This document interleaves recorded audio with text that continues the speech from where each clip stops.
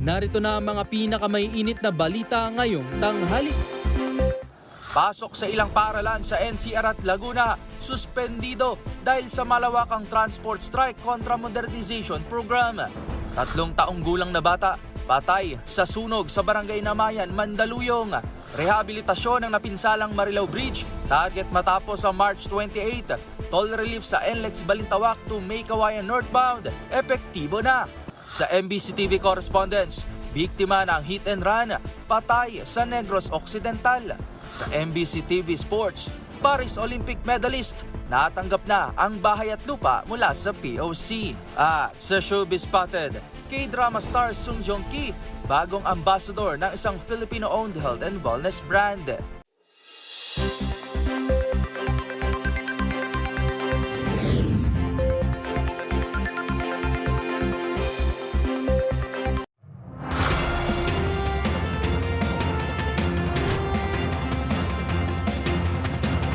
Bawat balita, makabuluhan. Bawat kwento, makapangyarihan. Boses ng Pilipino para sa Pilipino.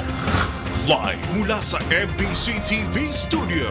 MBC TV Network News.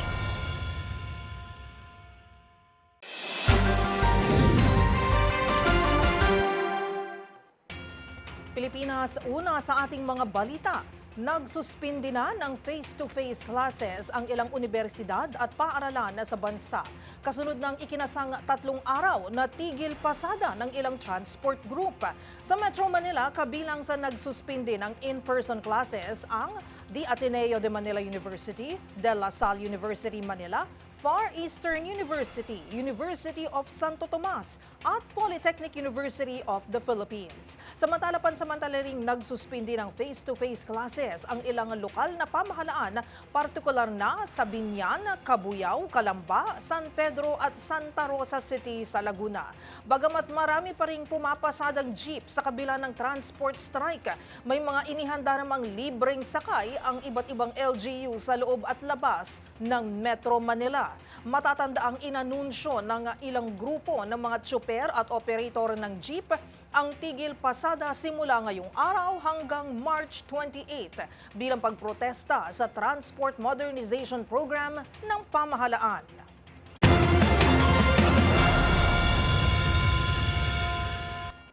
Sa kaugnay na balita, iginiit naman ni Land Transportation Franchising and Regulatory Board o LTFRB Chair Teofilo Guadis III na walang dahilan para hindi magpatuloy ang Transport Modernization Program.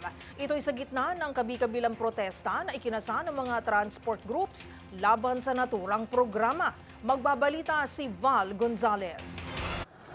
Magtutuloy-tuloy ang programa ng modernization sa sektor ng transportasyon. Ito ang inihayag ngayon ni LTFRB Chairman Teofilo Guadis III kasunod ng hindi pa rin tuwirang natatapos na issue ng Transport Modernization Program. Sabi ni Chairman Guadis, wala na siyang nakikitang dahilan para hindi ito matuloy dahil sa nakikita nilang kagandahan na dulot nito sa publiko lalo na sa mga commuters. Wala na po ako makitang dahilan para hindi na po ituloy at dire-diretso po itong programa. May salamat po at sa suporta po ng grupo dito po sa ating programa sa gobyerno. Ito po isang pagpapahiwatig na marami po ang sumusuporta at mas marami po yung mga hindi naman po sumusuporta. Isang napakaliit lang na grupo po.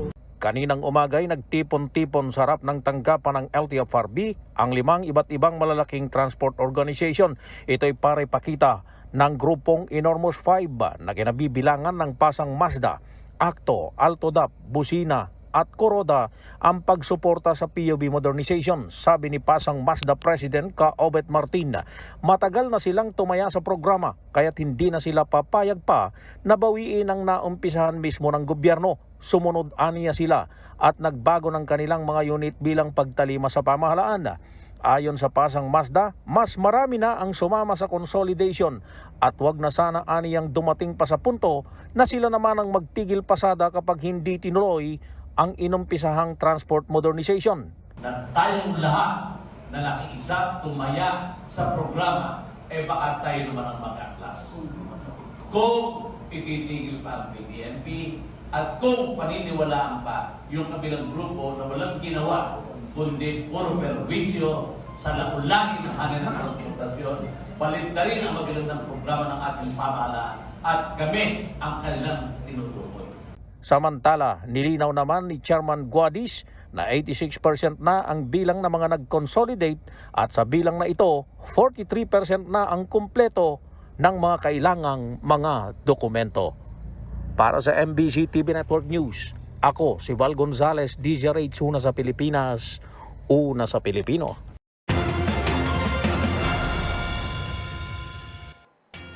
Sa gitna ng nationwide transport strike ng iba't ibang grupong tumututol sa modernization program ng gobyerno, tiniyak ni Transportation Secretary Vince Dizon na nakaalalay sa mga commuter ang mas pinaigting na serbisyo ng LRT1 at MRT3.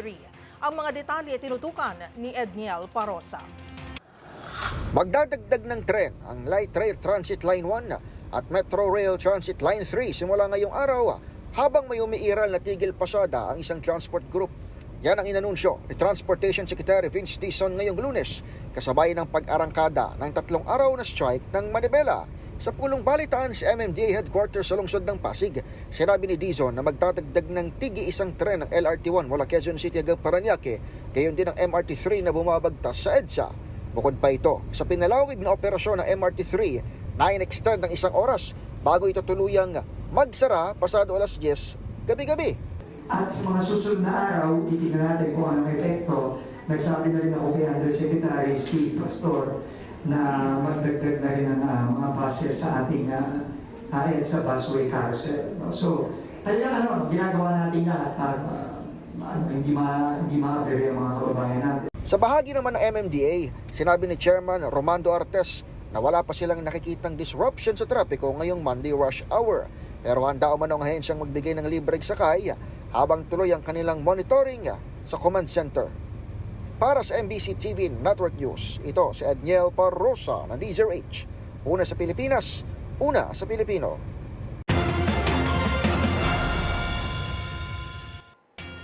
Magandang balita para sa mga commuters. Umarangkada na ngayong araw ang 1 oras na extension sa operating hours ng MRT3 sa gabi na sinabayan din ng deployment ng karagdagang tren sa tuwing sasapit ang rush hour. Pero paliwanag ni Transportation Secretary Vince Dizon, may kaakibat itong adjustment lalo na sa maintenance schedule ng mga tren. Tinutukan yan ni Dustin Bayog. Magsisimula na ngayong araw ang pagpapalawig sa 1 oras ng mga operasyon ng Metro Rail Transit o MRT3 tuwing gabi mula Lunes hanggang Biyernes.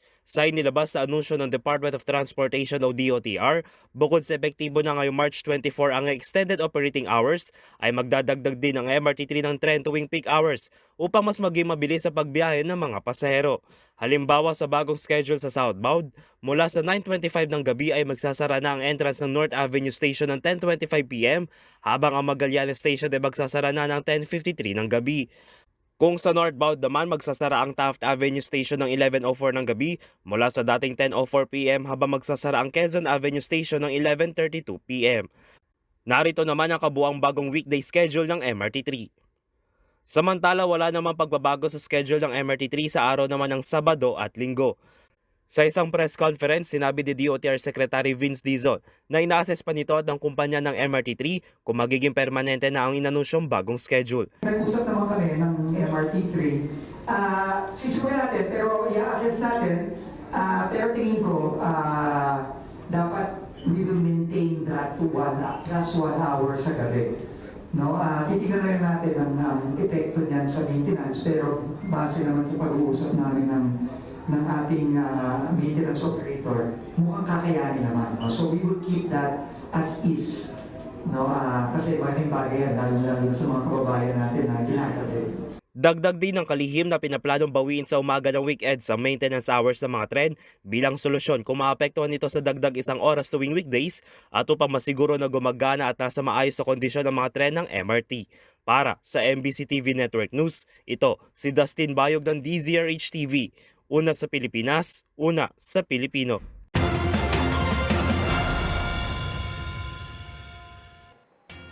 Sa iba pang balita, hindi na nakalabas ng buhay ang isang 3 taong gulang na batang lalaki matapos nitong matrap sa loob ng nasusunog na litsunan sa Mandaluyong City kaninang umaga. Nagbabalik si Edniel Parosa. Patay ang isang 3 taong gulang na batang lalaki matapos matrap sa sunog sa barangay Namayan sa lungsod ng Mandaluyong. Ayon sa Bureau of Fire Protection, unang nakita ang kamay ng batang biktimang natabunan ng mga guho sa loob ng isang litsunang nagsisilbing tuluyan ng pamilya at kanilang katiwala. Mismong ama ng nasawi ang kumilala rito at kasama rin sa 4 pang nasugatan batay sa dala ng BFP. Nangyari ang trahedya pasado alas 6 ng umaga at mabilis na iniakyat sa ikalawang alarma. Nadilaan kasi ng apoy pati ang katabi nitong bodegang pag-aari ng isang Herald Areglado. Wala po. Anong warehouse ng ano yan? Recycle packaging po, mga kartunan. Recycled materials. Recycle. Binabanggit nyo sa nagsimula pa sa inyo ba? Kayo pinaka-damage siya? Litsunan po nagsimula eh. Litsunan. Tapos gumapang papunta sa amin. Nakontrol ang sunog na kung alas 8:35 na ng umaga. Patuloy namang inaalam ng mga bumbero ang tunay na sanhing sinasabing galing sa kumislap na kuryente sa loob ng kwarto ng commercial residential establishment. Para sa MBC TV Network News, ito si Edniel Parosa ng DZRH. Una sa Pilipinas, una sa Pilipino.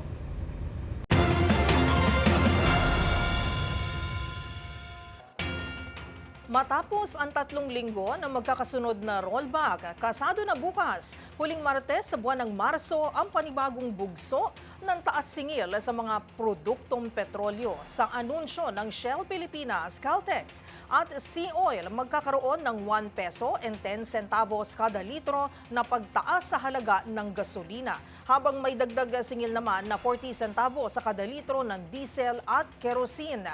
Ayon kay Department of Energy, Oil Industry Management Bureau Assistant Director Rodela Romero, ang taas singil ay epekto ng lumalawig na operasyon ng Israel sa Gaza, komplikadong tensyon sa Middle East, gayon din ang bagong Consumption Action Plan ng China at pagbaba ng inventaryo ng Estados Unidos.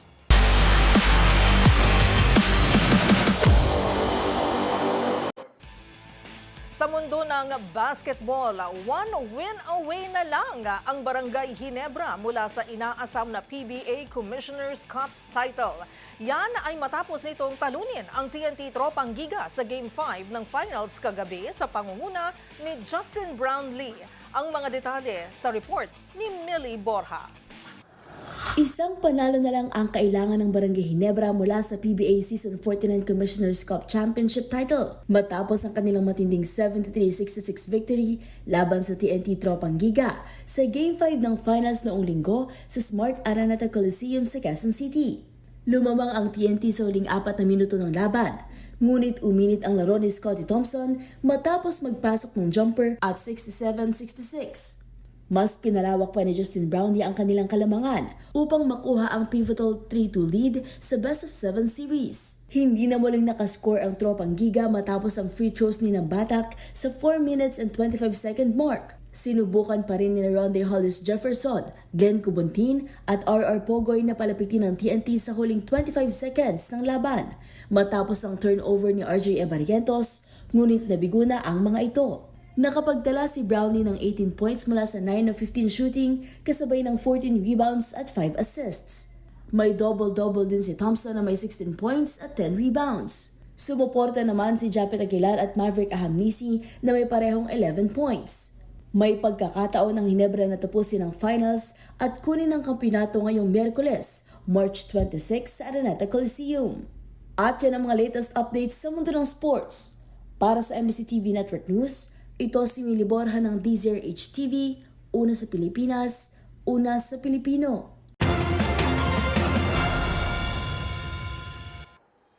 Narito pa ang mga balitang dapat ninyong abangan. Mga taga-suporta ni dating Pangulong Rodrigo Duterte na nagtutungo ng The Netherlands, pinaghigpitan na. Sa MBC TV Global, Pope Francis nakalabas na ng ospital matapos ang 5 linggong gamutan. Sa Showbiz Spotted, Sung Joong Ki, ipinakilalang ambassador ng isang Filipino health and wellness brand. At sa trending and viral show, ang kauna-unahang female degree holder ng Harvard Law na isang Pinay. Kilalanin lahat ng yan sa pagbabalik ng MBC TV Network News.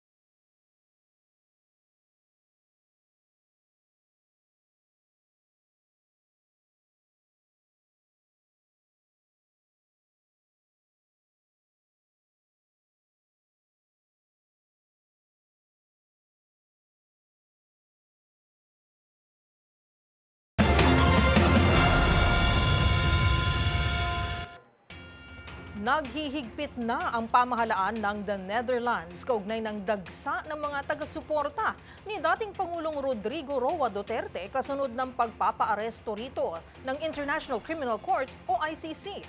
Ayon kay Senator Robin Hood Padilla na isa rin sa mga lumipad sa The Hague, naiintindihan niya ito lalo't maayos namang nakiusap ang Dutch police sa mga kababayan natin. Magbabalita si Raymond Dagpaas.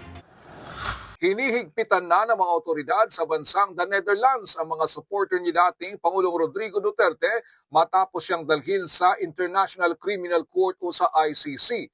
Ito ang kinumpirma ni Senador Robin Padilla sa kanyang Facebook Live habang siya ay nasa The Netherlands. Nakiusap ito sa mga supporter ni dating Pangulong Rodrigo Duterte na kailangan nila ng dagdag pang-unawa dahil hindi na sila pinapayagan na makalapit sa gusali ng International Criminal Court o ICC sa The Hague. Ito ay kasunod ng sinasabing pagdami ng mga Pilipino na nagtutungo doon upang ipakita ang kanilang suporta sa dating Pangulo. Sabi ni Padilla, nauunawaan naman niya ang gustong mangyari at paghihigpit ng mga otoridad sa The Netherlands dahil dumarami ng mga kababayan natin na nagtutungo doon mula sa iba't ibang bansa sa Europa. Maayos silang pinakiusapan ng mga Dutch police na hindi na sila maaring makalapit sa ICC kundi sila ay pinapayagan na lamang sa perimeter nito na maaring manatili. Si Padilla ay nakantabay pa rin doon upang personal na madalaw at makumusta ang kalusugan ni dating Pangulong Duterte sa kanyang detention facility. Sa susunod na linggo ay babalik na sa Pilipinas ang senador upang samahan at tulungan ang mga kandidatong senador ng PDP Laban, lalo na't magsisimula na sa araw ng Biyernes, March 28, ang kampanya ng mga lokal na kandidato para sa eleksyon sa Mayo 12. Si Padilla ang kasalukuyang Pangulo ng PDP Laban at ang dating Pangulong Duterte naman ang chairman ng partido. Para sa MBC TV Network News, ito si Raymond Dagpaas ng DZRH. Una sa Pilipinas, una sa Pilipinas.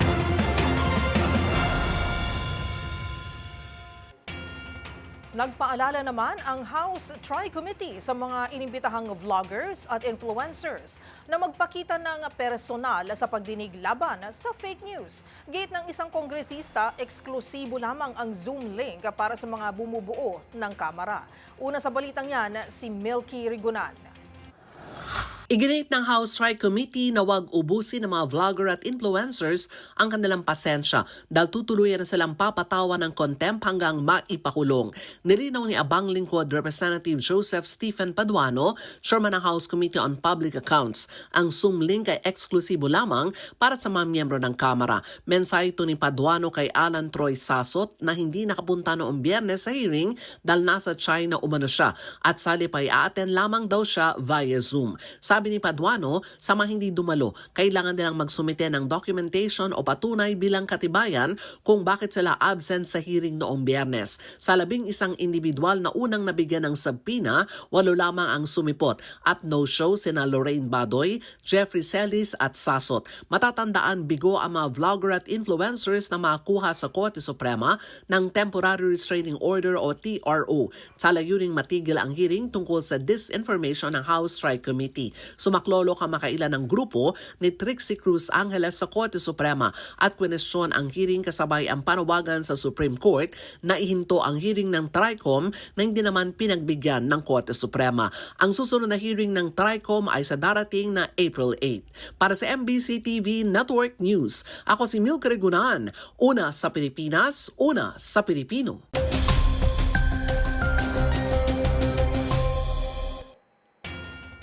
Sa ating ulat panahon ngayong Lunes, masungit na panahon ang sasalubong sa malaking bahagi ng bansa, bunsod ng Easterlies at Intertropical Convergence Zone o ITCZ. Asahan ang maulap na kalangitan na may kalat-kalat na thunderstorms sa Southern Luzon pababa hanggang sa Mindanao. Kabilang dito ang buong Kabikulan, Western Visayas, Samar Provinces, kasama na rin ang mga isla ng Romblon at Palawan. Gayon din ang Davao Region, Zamboanga Peninsula, Bangsamoro Region at Soxargen Virgin. Samantalang umiiral pa rin ang bugso ng malamig na amihan sa Hilagang Luzon, partikular sa Ilocos Region, Cordillera at Cagayan Valley. Sa pagtaya ng Pag-asa, inaasahang unti-unting hihina ang amihan at magiging dominante muli ang maalinsangang panahon na dala ng easterly sa malaking bahagi ng bansa sa mga susunod na araw. Wala namang sama ng panahon na namamataan sa loob at labas ng ating area of responsibility.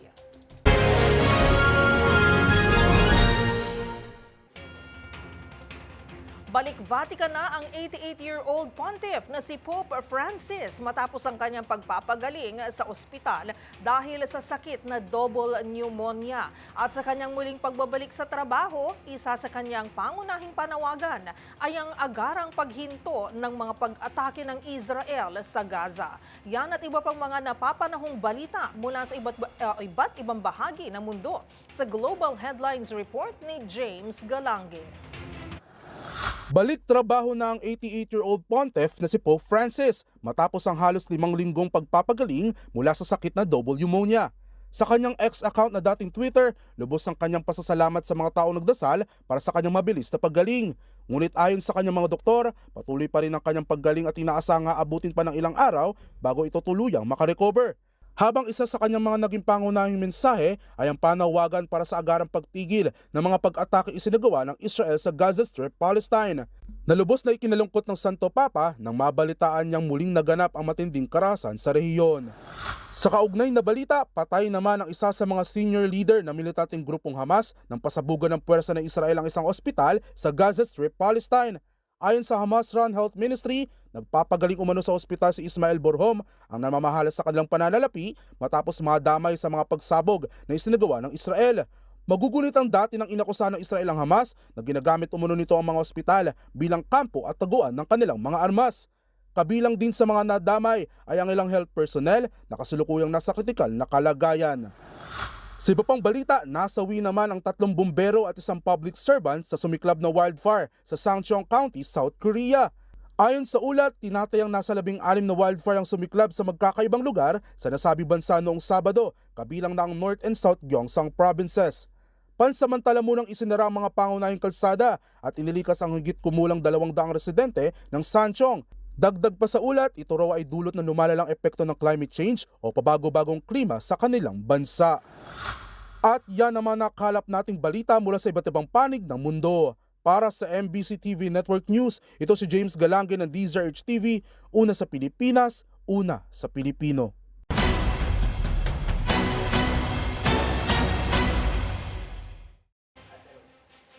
Okay lang at wala umanong hinanakit si Presidential Sister at Senator Amy Marcos matapos itong 2 beses na magkasunod na laktawan ni Pangulong Bongbong Marcos na ang i-endorso nito ang senatorial slate ng alyansa noong nakalipas na linggo.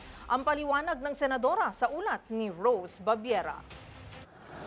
Hindi masama ang loob ng senador na si Amy Marcos na hindi siya muling inendorso ng kanyang kapatid na si Pangulong Bongbong Marcos sa senatorial slate ng alyansa sa ginanap na rally ng partido sa Calabarzon noong nakaraang linggo. Sa mga nabanggit na rally, 11 lang ang binanggit ni PBBM sa kanyang endorsement speech. Ayon kay Senator Marcos, okay lang sa kanya at hindi na niya ito alintana dahil nakatutok-an niya siya sa pagsisiyasat sa pagkuha kay dating Pangulong Rodrigo Duterte sa Pilipinas patungong dahig. Umiiwas lang din daw ang senadora na maipit sakaling maging bunsod pa ito ng pagkawatak-watak ng dalawang panig. Ngayon, yung tungkol sa rally na hindi na ako binanggit, okay lang. Tiisan tayo, wala tayong magawa. Total, sinabi ko naman mulat sa poll, baka mauwi ito sa away-away ng dalawang panig. Ayoko maipit. Nilinaw naman ng senador na hindi siya opisyal na kumalya sa alyansa. Pahayag niya hindi niya alam at hindi niya pa ito na itatanong sa presidente dahil hindi naman daw niya sila nag-uusap ng kapatid.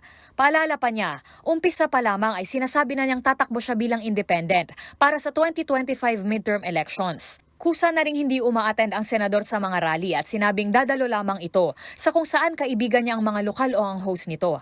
Giit ng senador, mas mahalagang bigyan ng atensyon ang kaso ni Duterte sa ICC kaysa sa eleksyon, sa kampanya at maski sa politika dahil nakataya rito ang soberanya ng bansa. Kasunod ng investigasyon ng Senate Committee on Foreign Relations sa pag-aresto kay Duterte na pinangunahan ni Senator Marcos, ay maaari na anyang maglabas ang komite ng preliminary findings ukol dito dahil mahaba-habang pag-aaral pa ang dapat gawin bago pa ito makapag-issue ng rekomendasyon. Para sa MBC TV Network News, ito si Rose Babiera ng DZRH TV. Una sa Pilipinas, una sa Pilipino.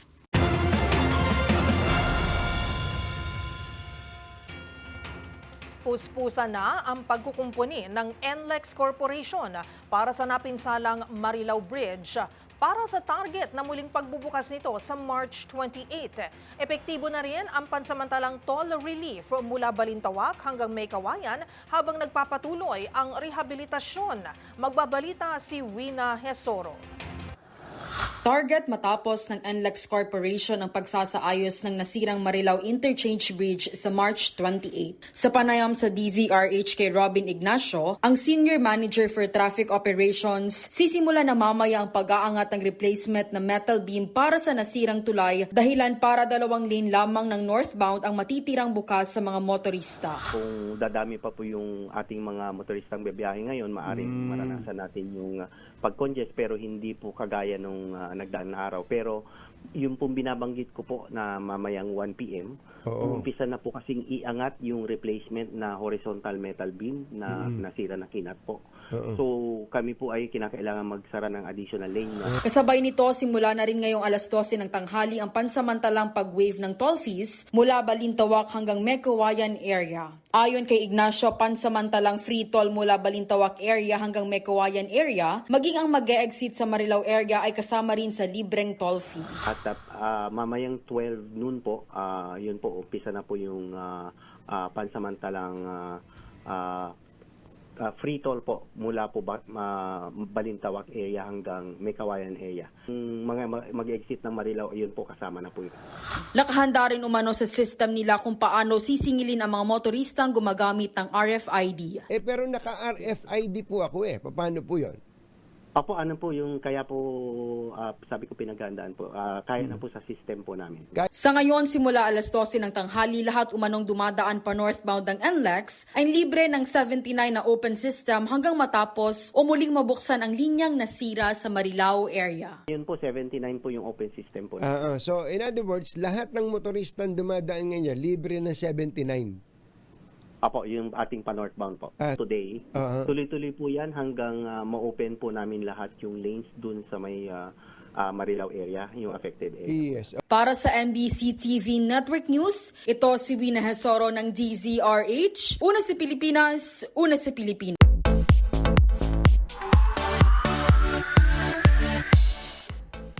Opisyal nang ipinakilala ang bagong ambassador ng isang Filipino-owned health and wellness brand. Walang iba kundi ang South Korean actor na si Song Joong-ki. Ang iba pang detalye sa first ever brand partnership sa bansa ng K-drama star, tutukan sa Showbiz Report na ito.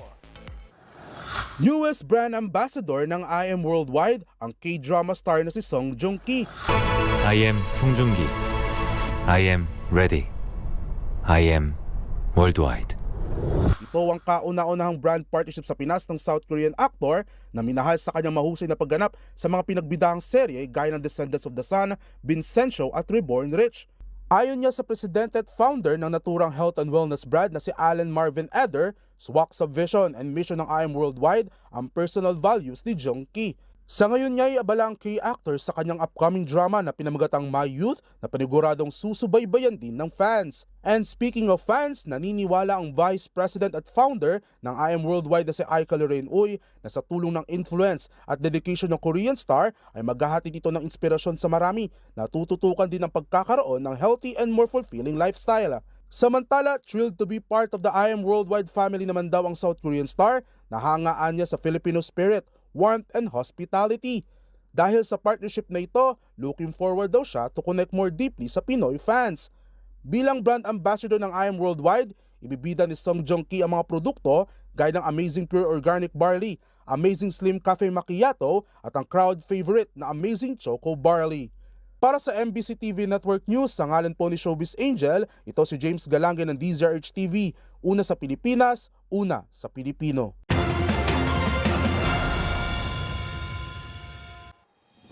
Abangan sa aming pagbabalik. Barko hinihinalang na stranded sa karagatan ng Northern Samar dahil sa masamang panahon. At sa MBC TV Sports, Filipino Paris Olympic medalist masayang tinanggap ang kanilang bahay at lupa mula sa Philippine Olympic Committee. Yan at marami pang iba dito sa MBC TV Network News.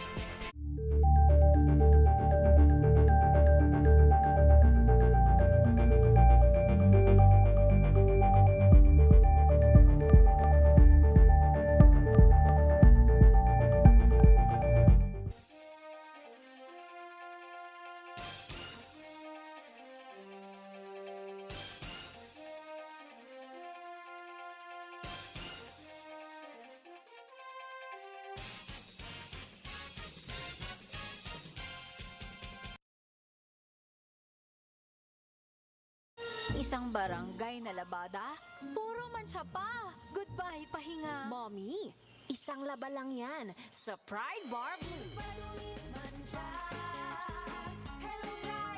May powerful stain-away enzymes na malupit sa dunit mancha. At di masakit sa kamay. Isang laba lang yan. Hello, pahinga. Hello, Pride Bar Blue. ACS. Maulan man, no worries na amoy kulong ang damit. Charm Fabcon, bangong kumakabloom, tanggal amoy kulong sa bango ng Charm. Kaya gamit ko, Charm Fabcon with Bloom Fresh Technology. Kills 99.9% of kulob-causing bacteria. May aroma burst pa of thousands of flowers and berries. Ang sampay sa loob, no amoy kulob. Bangong kumakabloom sa Charm. Charm Fabcon. ACS Star Wax, Star Wax Wax. Star Wax, Star Wax Wax. Always remember, sa paglinis, pakitawin ang sahig. Mrs. Star Wax, Star Wax Wax. Kitang na to the max. Star Wax, ang #1 floor wax. May waterproof formula. Buhusan man ang tubig, balikin tabang sahig. Star Wax, Star Wax Wax. Kitang na to the max, max, max. ACS. Magbago man ang panahon, doon kami sa gawang Peerless. Champion. Mula sa baretang pangmatagalan, purong powder. Hanggang sa mapulang liquid detergent. Kaya sa labahan, Champion. Tapat na walang katapat.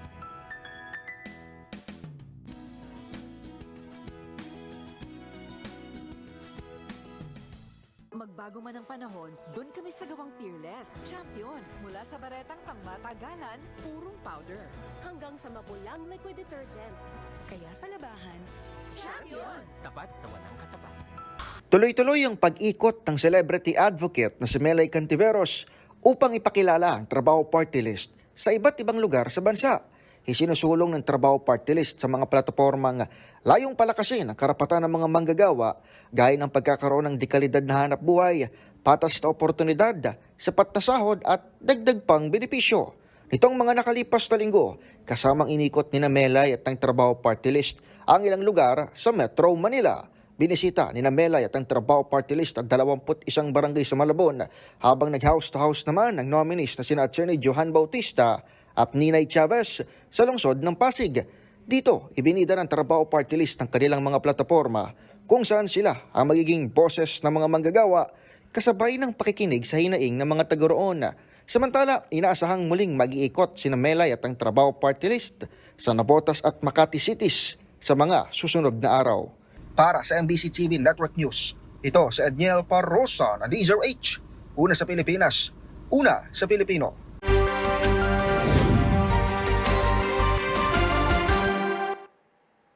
Patay naman ang isang individual matapos ma-hit and run sa Negros Occidental.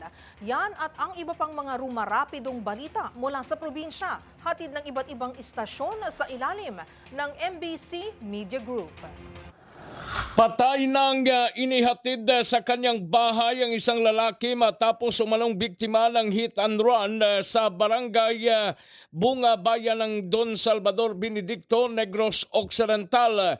Ang biktima kinilala na si Alfredo Ortiga, 34 anyos, residente ng Purok Kapihan ng nasabing barangay.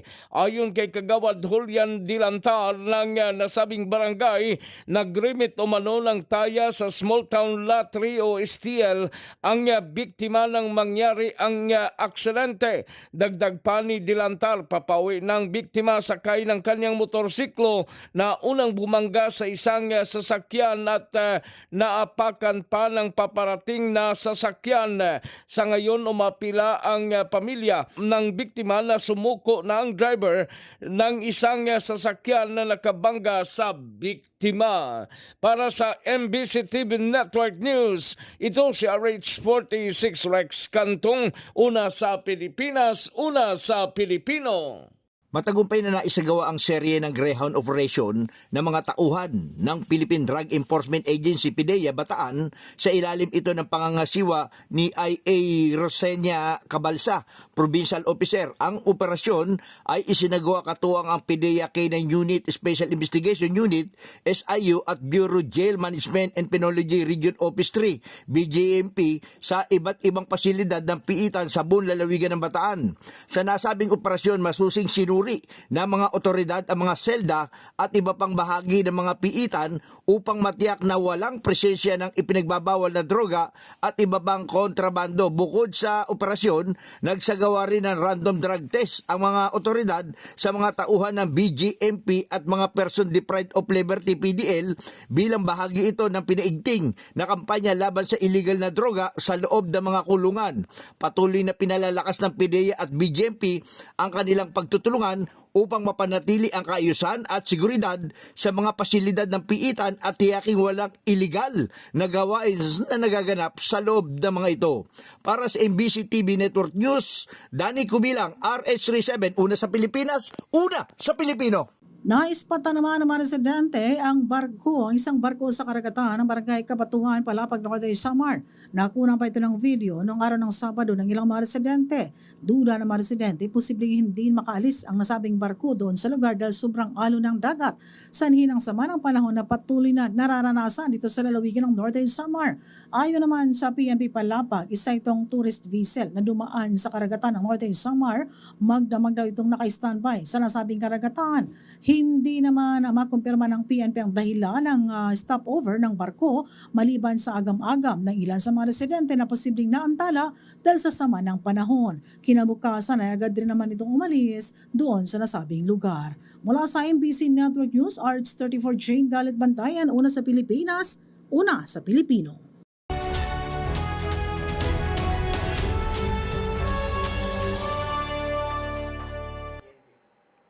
Kasabay ng pagdiriwang ng National Women's Month, hindi may kakaila na maging sa ibang bansa na mayagpag rin ang galing at talino ng mga Pinay.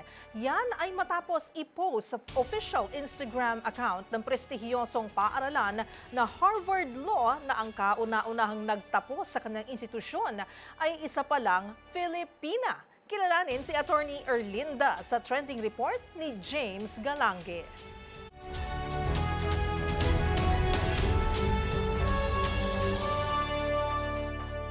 Mula noon hanggang ngayon, patuloy na namamayagpag ang galing at talino ng mga Pinay sa iba't ibang larangan na nagbigay ng pagkilala sa bansa. Kasabay kasi na pagdiriwang ng International Women's Month, ibinahagi ng prestiyosong paaralan ng Harvard Law sa kanilang Instagram account ang kauna-unahang babaeng nagtapos sa kanilang institusyon na isa pa lang Filipina. Siya ay si Attorney Erlinda Ignacio Espiritu na nagtapos ng Master of Law sa Harvard Law School noong 1951. Ayon sa naturang post, na-inspire umano si attorney na pasukin ang mundo ng pag-aabogasya sa pamamagitan ng kwento ng alamat ng Knights of the Round Table na nagtatampok ng pagtatanggol sa mga naapi at walang kalaban-laban. Anya, inahalin tulad niya ito sa sitwasyon ng kababaihan noon sa Pilipinas na ituturing bilang pinakamababang estado at nakatali sa papel ng pagiging may bahay lamang. Kasagsagan din noon ay kalawang digmaang pandaigdig kung kaya't kakaunti lamang ang nabibigyan ng oportunidad na makapag-aral, lalo na't pagkakataong aralin ang batas. Pero bago ito tumapak sa Harvard Law, nagtapos muna si Attorney Erlinda sa Manuel L. Quezon School of Law noong 1947 at isa sa mga kauna-unang babaeng abogado sa Pilipinas. Kalaunay, iniwan rin niya ang kanyang legal na karera at naging presidente ng kanilang family-owned business na Rural Bank sa loob ng halos 32 taon, habang patuloy na gumagawa ng pro bono legal works hanggang 2006. Para sa DZRH TV, ito si James Galange, una sa Pilipinas, una sa Pilipino.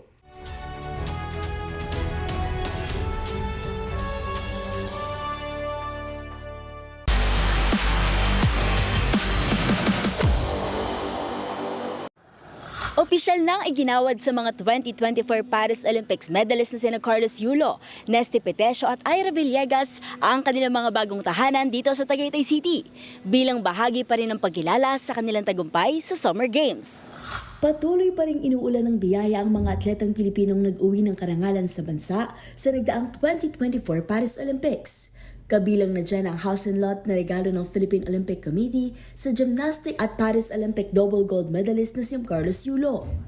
Sobrang special po nito para sa akin.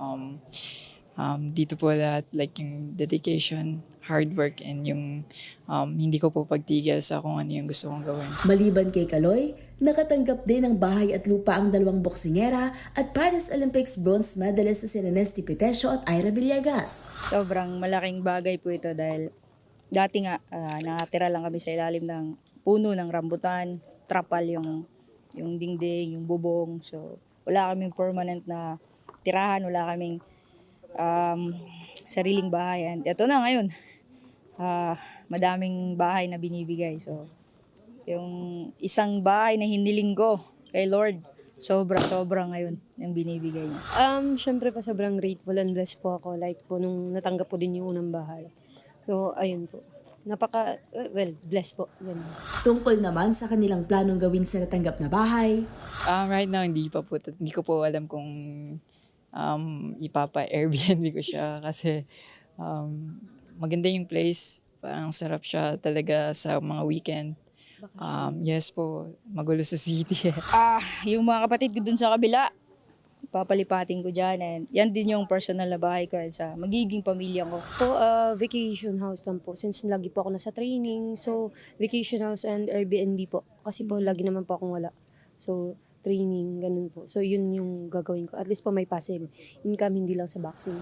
Ang turnover ay diniluhan mismo ni POC President Abraham Bambol Tolentino sa Tagaytay City. Dito, kapansin-pansin din ang naka-reserve na lote para sa magiging 2028 Los Angeles Olympics medalist. At nang tanungin si Tolentino, ayan, teaser yan, para sa nakahanda na yung pang LA. Para makita nyo na ilang lote yan. Dalawa rin yan. Dalawa. At sa harap. So, kaya ko pang bigay hanggang 5. Mula rito sa Tagaytay City, para sa MBC TV Network News, ito si Mili Borja ng DZRH TV, una sa Pilipinas, una sa Pilipino.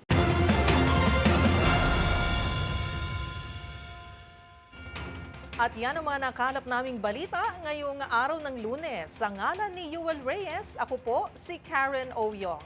Magkita-kita tayong muli bukas, araw ng Martes, para sa mga balitang makabuluhan, mga kwentong makapangyarihan. Hatid ang boses ng Pilipino para sa Pilipino. Ito ang MBC TV Network News. Una sa Pilipinas, una sa Pilipino.